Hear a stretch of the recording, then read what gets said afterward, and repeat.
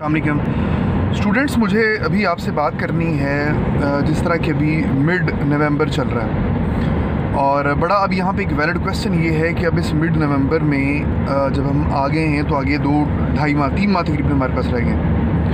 इस 3 माह के अंदर हमारा एक्शन प्लान क्या होना चाहिए और हमने कैसे अपनी जो पढ़ाई है उसके मामलात को चलाना है। देखिए 4-5 चीज़ें मैं सिर्फ ऐसे के हवाले से बात करूँगा आज के ऐसे के हवाले से हमारा क्या एक्शन प्लान होना चाहिए। देखिए मैंने अपने स्टूडेंट्स को जो तरीका चलाया वो तो मैंने कोई यूँ समझ लें कोई 3 माह पहले मैंने स्टार्ट कर दिया था और वो ये था कि मैंने 20 जो ऐसे हैं उनको टारगेट किया मुख्तलिफ जो पास पेपर्स हैं उनको देखकर, जिनको मैं उम्मीद कर रहा हूँ कि वो इस साल लाजमी आएंगे। उसमें कोविड रिलेटेड चीज़ें भी हैं, उसमें इकोनॉमी रिलेटेड चीज़ें भी हैं, उसमें एग्रीकल्चर से रिलेटेड भी हैं, women empowerment, democracy, inflation, education, इन ग्लोबलाइजेशन, टेररिज्म, इन तमाम से रिलेटेड जो टॉपिक्स हैं ये कभी भी 20 से ज़्यादा नहीं बनते। 20 आर मोर दैन अनफ। अब उसके ऊपर हमने काम करना स्टार्ट कर दिया और बच्चों ने उन पर रिसर्च करना शुरू कर दी और ऐसे तैयार करके लिखना शुरू कर दिए।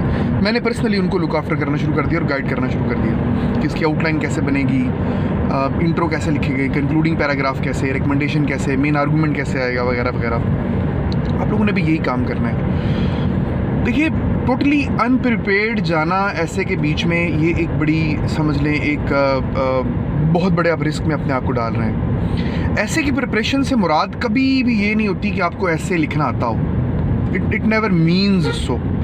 ऐसे की प्रिपरेशन से मुराद ये है कि उसके ऊपर आपके पास आपकी मुख्तलिफ टॉपिक्स के ऊपर आपके पास रिसर्च हो। मसलन मैं आपको सिंपल बता रहा हूँ कि ग्लोबलाइजेशन के ऊपर अगर धूप का इफेक्ट आ गया, परेशानी होना ही ठीक हो जाएगा। ग्लोबलाइजेशन के ऊपर अगर फ़र्ज़ करें कि ऐसे आ गया, आपने उसके लिए कोई प्रिपेयर नहीं किया तो आप तो ग्लोबलाइजेशन की डेफिनेशन ही नहीं लिख सकेंगे। आपको समझ ही नहीं आना कि ग्लोबलाइजेशन को डिफ़ाइन कैसे करें। चलें खैर, ये धूप मेरे बिल्कुल पीछे, शक्ल तो खैर मेरी नज़र नहीं आ रही, लेकिन आवाज़ मैं क्या करूँ, कैमरे के साथ चेंज कर लेते, शू कर लेता हूँ। Okay fine. अच्छा अभी गुजारा हो गया, हम काम चलाते हैं। तो मैं गुजारिश ये कर रहा था कि ग्लोबलाइजेशन के ऊपर अगर टॉपिक आ गया और आपने इसको तैयार नहीं किया हुआ तो आप तो इसके ऊपर लिख ही नहीं पाएंगे ना, बिल्कुल भी। आपको समझ ही नहीं आनी कि इसको टॉपिक को कैसे एड्रेस करना है, ग्लोबलाइजेशन को डिफाइन कैसे करना है। इन्फ्लेशन पे अगर आ गया आप कैसे लिखेंगे? तो you won't be able to define inflation in a proper way. तो जो बेस्ट सोल्यूशन होता है वो ये होता है कि जिन टॉपिक्स को आप एक्सपेक्ट कर रहे होते हैं कि ये टॉपिक्स जो हैं ये आएंगे, इनसे मिलती जुलती चीज़ें जो पूछी जाएंगी, आप उन्हें तैयार कर लेते हैं पहले से। सो गो फॉर एटलीस्ट 20 टॉपिक्स। अभी आपके पास इस तरह 3 माह पड़े हुए हैं। इन 3 माह में से आखिरी 15 दिन निकाल दें। आपके पास रह गए अब 2.5 महीने।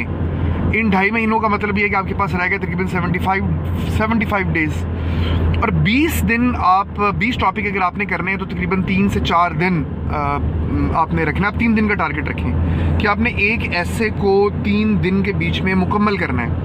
पहला दिन उस टॉपिक की रिसर्च करें, उसके ऊपर फ़र्ज़ करें कि आप देखना चाह रहे हैं कि कोविड-19 इसके क्या इम्पैक्ट्स हैं पाकिस्तान की इकोनॉमी के ऊपर। इस टॉपिक पे रिसर्च करें और अगले 2 दिन में इस ऐसे को मुकम्मल करके लिख के अपने पास रख लें। ये 3 घंटे में नहीं लिखना है, ज़्यादा लिखना है, लंबा लिखना है, डिटेल में लिखना है। इस पर टेबल्स बनाएं, शेड्यूल बनाएं, डेफिनेशंस लिखें, डाटा इकट्ठा करें, फैक्ट्स एंड फिगर्स बनाएं, मुख्तलिफ लोगों की जो स्टेटमेंट्स हैं उनको कलेक्ट करें। तो ये आपके पास एक प्रॉपर चीज़ जो है वो बन जाएगी। अब जब आप 20 ऐसे लिख चुके होंगे तो 31 जनवरी हो चुकी होगी, तब तक पूरा फरवरी अब आपके पास होगा। उस फरवरी में आपने अब और कोई काम नहीं करना होगा। आपने सिर्फ अपने इन 20 टॉपिक्स को जो आपके सामने मुकम्मल ऐसे की फॉर्मेट में तैयार पड़े हैं। अच्छा कोशिश करें आपके ऐसे चेक भी हो जाएं, कोई किसी टीचर को इनको एवेल्यूएट करवा दें, चेक करवा लें। अच्छा आपने फिर कुछ भी काम नहीं करना होगा, सिर्फ इन 20 एसेज को पढ़ के आपने पेपर में चले जाना है। और मेरी बात नोट कर लें, मेरी आज की डेट डाल के, इंशाल्लाह अल्लाह रब्बुल इज़्ज़त ने चाहा आप कभी भी ऐसे में मार नहीं खाएंगे। अब कभी ऐसे में मार नहीं खाएंगे।